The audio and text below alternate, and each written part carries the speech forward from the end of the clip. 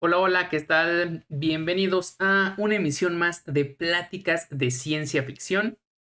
Y en este episodio voy a hablar de 4 obras catalogadas en un género en particular dentro del cual se han hecho famosas y que de hecho son reconocidas como grandes exponentes o al menos películas muy conocidas de ese género. Sin embargo, si aplicamos una teoría de géneros más rígida, descubriremos que en realidad no pertenecen a ese género. Algunas pertenecen a un género un poquito más lejano al que se les asigna, y otras sí están en una especie de subgénero o género hermano, pero no son precisamente de aquel en el que se les ha catalogado desde siempre. La primera de ellas sería Star Wars, ¿no? Star Wars, la Guerra de las Galaxias, que generalmente la solemos asociar o solemos verla nombrada como una saga, ¿no? Porque son muchas películas, de ciencia ficción.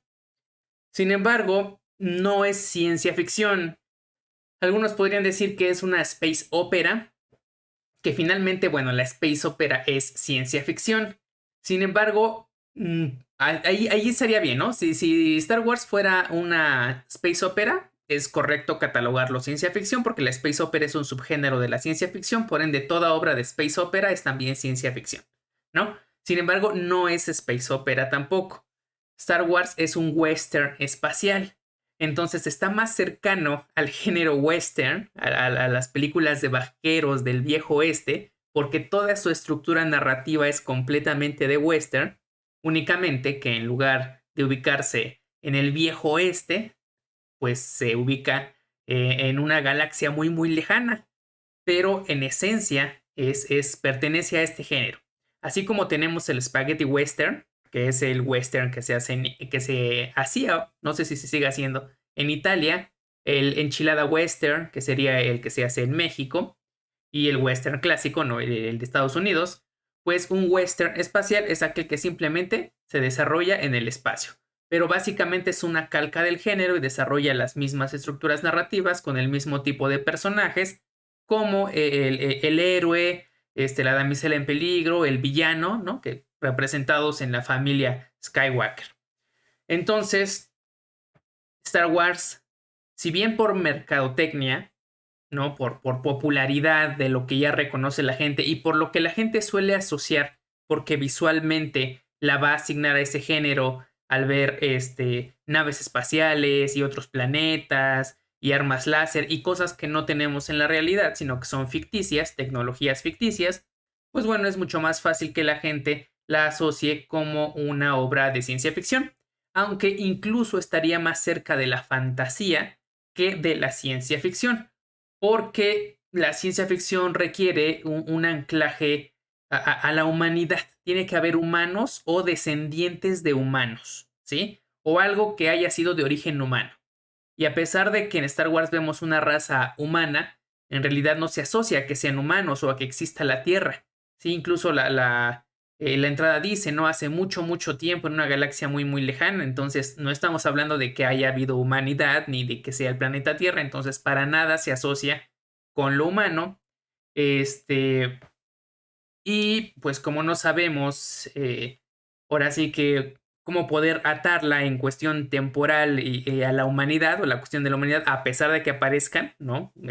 Personajes que sí son de raza humana, por así decirlo.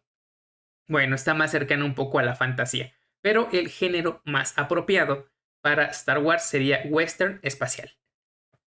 La segunda, que de hecho es una de las películas que más se asocian con el género, todos la ponen como, un clásico del cyberpunk. Y no es cyberpunk.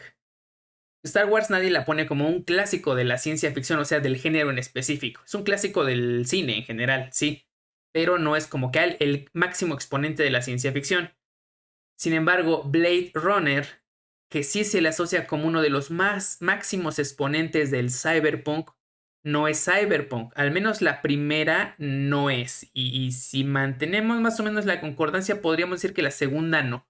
Pero creo que la segunda podría tener más elementos que sí. Pero bueno, la primera, Blade Runner, no es cyberpunk. Es un tech noir.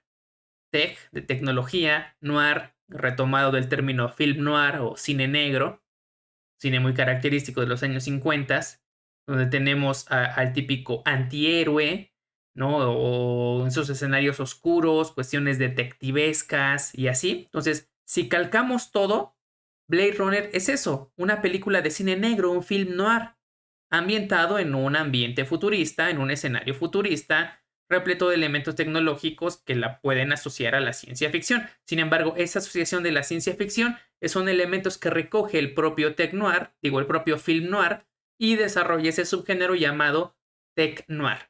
En el primer Pláticas de Ciencia Ficción, de hecho en el piloto en el que nombré como cero, ni siquiera, o sea, lo asocié así como Pláticas de Ciencia Ficción episodio cero, porque no había, cuando lo hice no pensaba en hacer esta como serie de videos. En el cero ahí explico, ¿no? Cómo surge el cyberpunk. Se llamaba originalmente, y creo que se sigue llamando así, infografía de la ciencia ficción o del cyberpunk. Infografía del cyberpunk. Pero busquen el primer capítulo de Pláticas de Ciencia Ficción, el cero, ¿sí? El piloto. Ahí explico que el cyberpunk retoma elementos de muchos otros géneros, entre ellos el film noir. Entonces, el film noir de repente agarra elementos de la ciencia ficción en cuanto a su parafernalia, a su estética, a algunos temas, y lo sigue abordando con un diseño y un desarrollo clásico del cine negro, del film noir, pero ya con esos elementos que le dan esa ambientación futurista, ciencia ficcionera. Ajá. Entonces, el cyberpunk retoma esas características y por eso se consolida como parte del género, y una característica estética muy clásica que a nivel visual es fácil identificar del cyberpunk son estos escenarios muy oscuros, y que está retomando justamente de los escenarios del cine negro. Y si vemos a Blade Runner está en ese camino en convertirse a cyberpunk, pero es en realidad un tech noir. Ajá.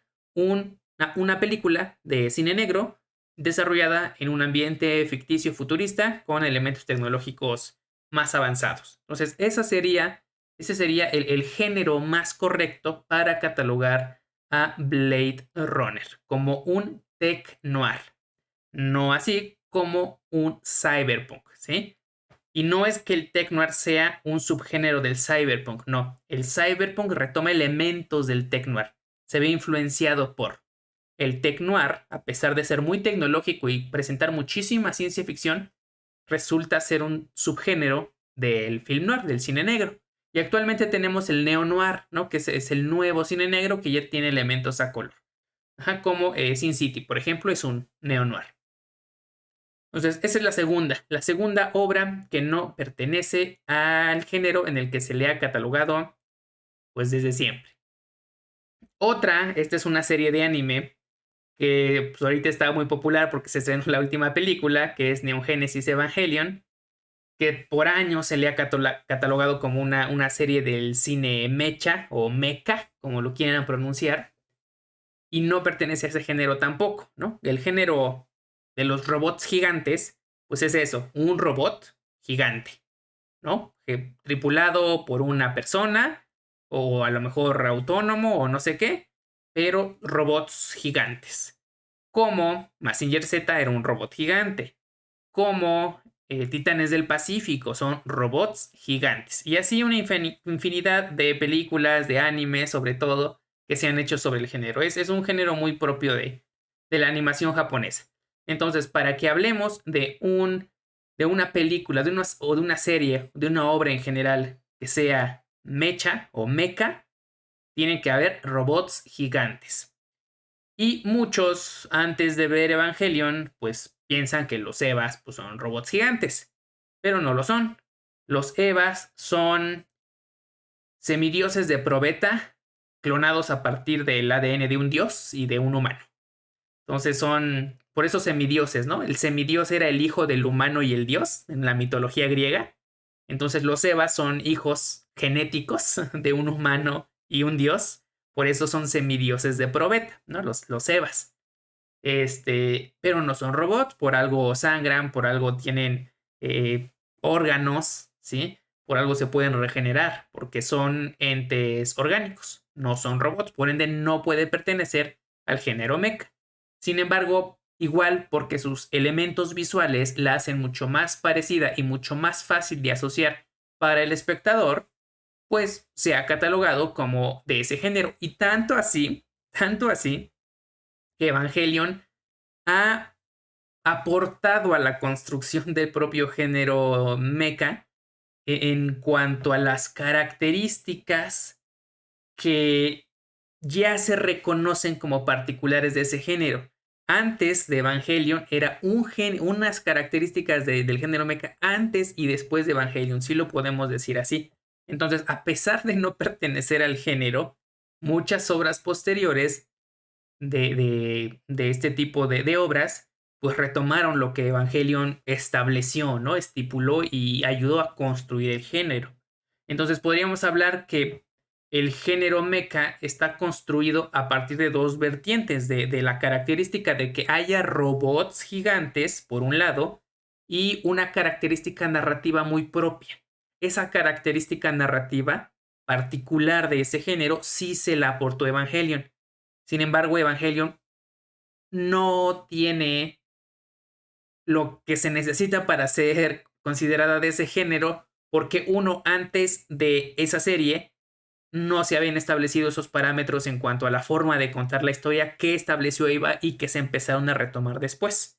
Entonces, no es como que, Evangelion puede pertenecer al género porque cumple con estas características narrativas. No, porque hasta antes de Eva no existían esas características narrativas y después de ellas sí. Ajá. Y no tiene robots gigantes, como ya lo dije, que es la parte más importante. Entonces, bueno, esa es la tercera obra catalogada dentro de un género al cual no pertenece en realidad. Y la tercera obra, una que vi hace poquito y justo por eso me recordé y se me ocurrió hacer este video, este episodio sobre este tema, es Madoka, ¿no? O la Magi Madoka mágica, asociada igual y establecida como un clásico de la actualidad del género mahashoyo, ¿no? El género de chicas mágicas, pues tampoco es mahashoyo. El mahashoyo es un subgénero de la fantasía. En la fantasía, recordemos, hay magia. En la ciencia ficción no puede haber magia. En donde se combinen ambas y la ciencia ficción sea muy fuerte y la tecnología y el avance sea muy fuerte, pero también hay elementos de fantasía, es fantasciencia. Hora de Aventura es fantasciencia. Ajá. No es ciencia ficción pura, no es fantasía pura, es fantasciencia. Entonces, en una serie mahashoyo de chicas mágicas, pues hay magia, ¿no? Algo que les da poderes mágicos, o son brujas, o son lo que sea. Ok, tienen magia, por ende pertenecen a la fantasía, entonces es un subgénero.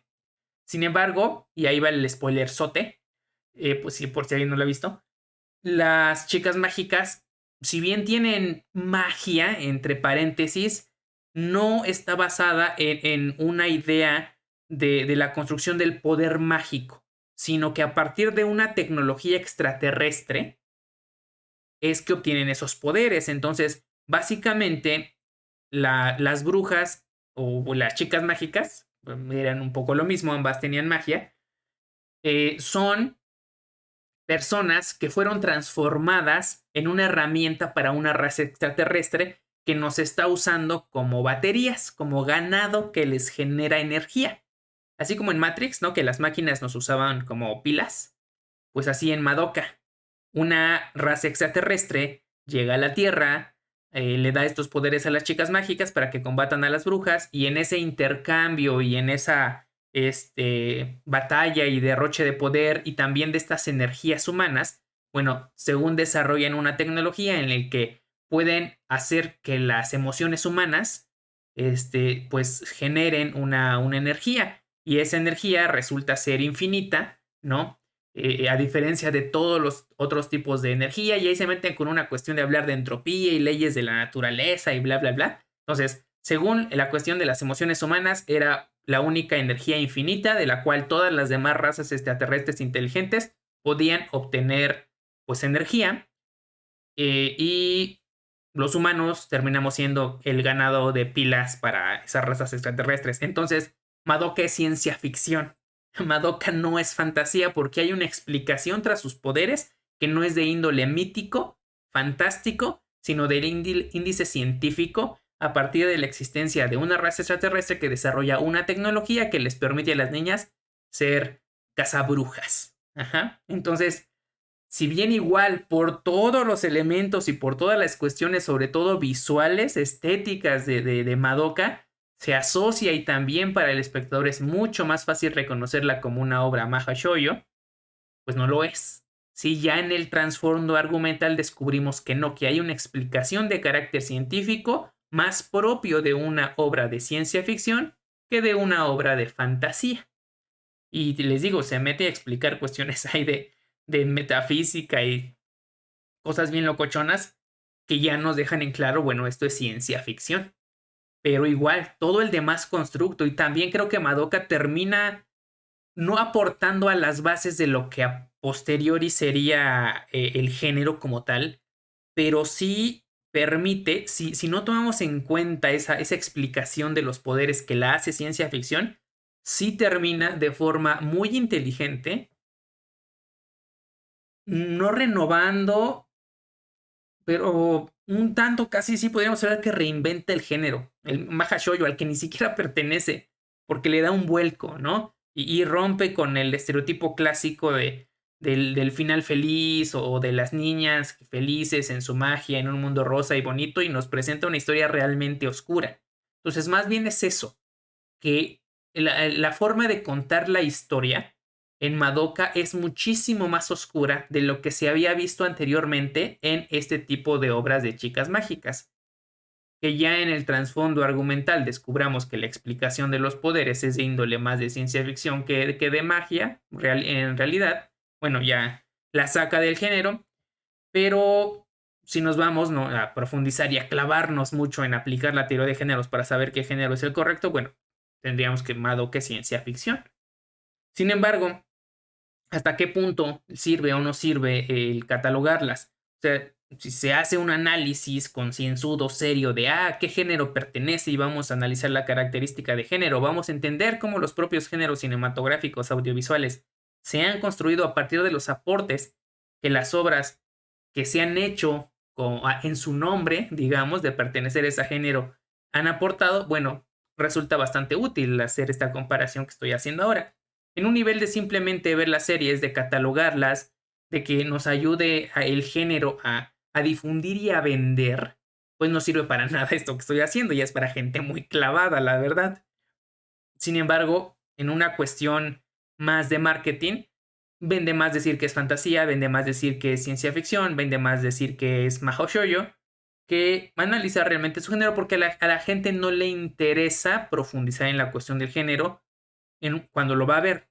Y si tú vas a estar viendo elementos que en un principio sí te remiten sí, parece que Evangelion es mecha o mecha, hasta que ya descubres realmente que son los Evas. Pero eso ya es como parte de pues el trasfondo argumental que tiene que descubrir el espectador. Y si se revelara de un principio el origen, bueno, el género real, pues sí sería como un spoiler, ¿no? Si dijeras, no es una serie mecha, es una serie de ciencia ficción con otros subgéneros. Bueno, dirías, ok, si no es mecha, ¿qué son esos robots gigantes? Quiere decir que no son robots, ¿no? Ya te echas un spoiler. Si decimos Madoka es ciencia ficción, no es fantasía, y las niñas tienen poderes mágicos y se ve que pelean con magia y no sé qué, pues entonces, ¿qué pasa? Y hay un trasfondo ahí, ¿no? Ya te quita un poco ese velo de sorpresa. Ajá.